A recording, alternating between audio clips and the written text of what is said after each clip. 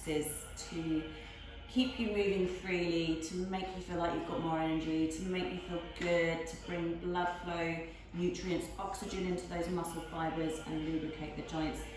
This little mini one, 5 minutes or so, is a back sequence. So just to make your spine feel nice and free. They say that in yoga that your age is dictated by your spine. Let's begin. I'm going to do some seated cat-cows. So lengthening the spine, take a couple of breaths, all together. Breathing out any negativity, breathing out any tension.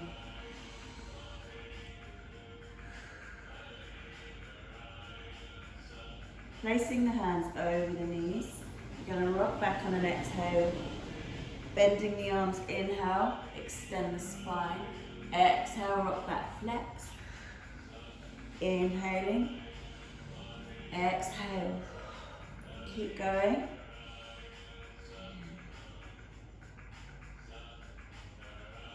Keeping the neck nice and relaxed. Really squeeze that scale out of your lungs as you're flexing down. Cool. We're just going to hold it here now in a flexion. Drop your chin towards you. The arms are long, but they're hanging off the knees. So don't worry if you're not going too far back. Just relax there. So the fingers are gripped on the knees and you feel a stretch hopefully through the back of the neck and the spine. Cool. Now we're going to come up and stretch the upper back. So if you wrap one arm across the body, shoulder away from the ear, just wrap it around with the help of the other arm. So stretching out the backs of the shoulders and the upper back, and then change. Sometimes you might feel tension back there. I think it's absolutely a classic area. If you ever have a massage, that's probably the first place they would go to. That's just where sometimes if we don't train our backs, our muscles might not be sitting correctly over the bones. So as a personal trainer, I recommend that you do some back exercises. It's a huge area back there, so please don't neglect it. But also stretch as well and get massage. So we're going to now come into seated Garudasana, eagle pose. So if you bring your elbows over and then bring the backs of the hands together, maybe that's enough for you. Maybe you already feel that's your limit today. Otherwise, you're going to try and press the palms together. Bring the thumbs towards the head and lift your elbows away from you. Take a few deep breaths in. So with my left arm on the bottom there, I'm feeling that in the left shoulder blade.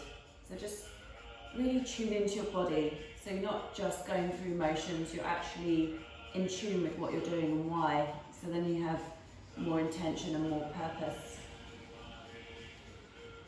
And then release. Cross the arms over the other way. Maybe backs of the hands come together. Maybe you can bring the palms together.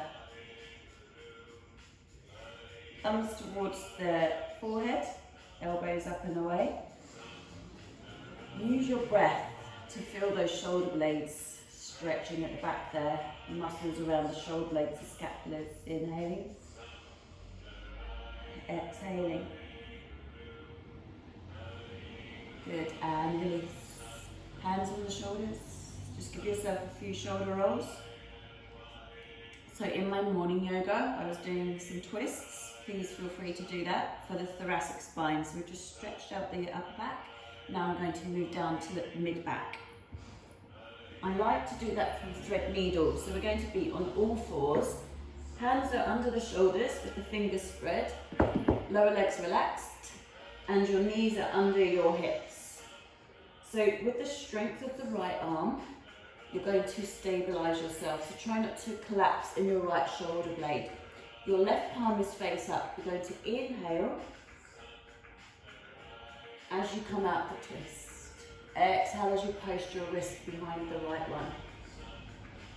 Inhaling.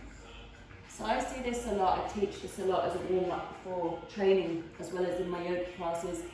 And what happens is the body's moving around, Try and just isolate, so just the ribs are floating. Inhaling, exhaling. Do roughly around 8.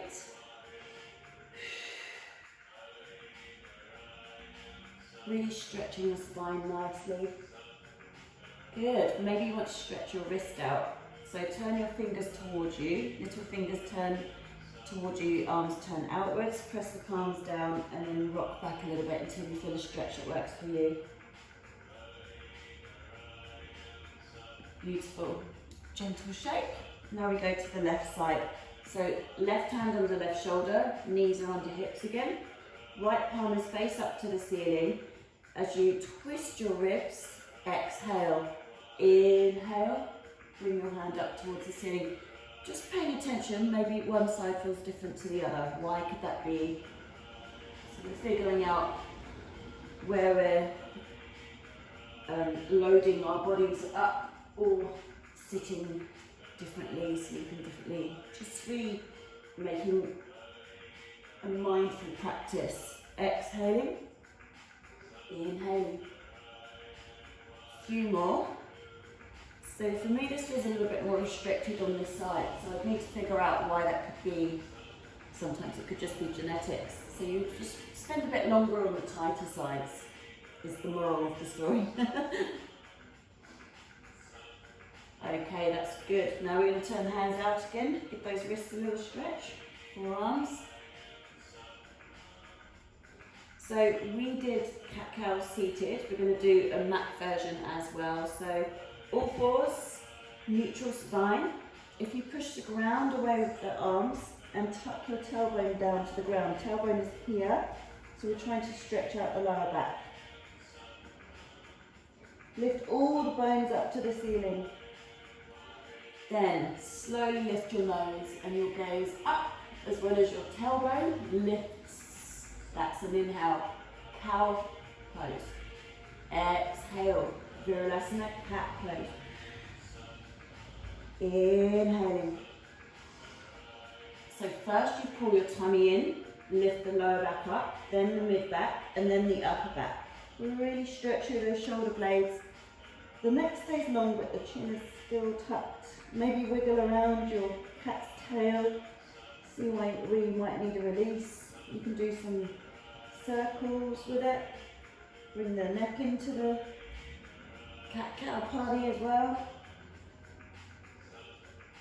Feels so good. Alright, so cow gets its name from udder coming down to the ground in the ancient practice. So heavy udder drops down to the ground, nose and tailbone lifts up, so you're stretching from the throat all the way through the belly button and down.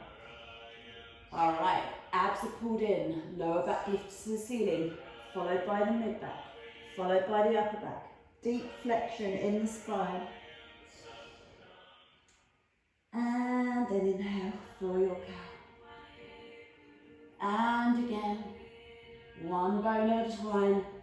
So you're creating space between the vertebra for the discs to fill with fluid. We are the age of our spine. That's what I like to tell myself anyway, because I'm pressing on a bit. Okay, let's come back to neutral. Give it a little shake, a little shimmy. Take the knees wide, hips back towards the heels, and then stretch out in a wide version of Utthita Balasana, extended child's pose.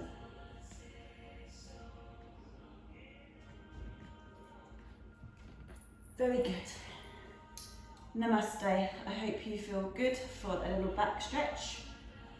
Take a moment to rest afterwards, and I'll see you in the next one. Take care. Namaste.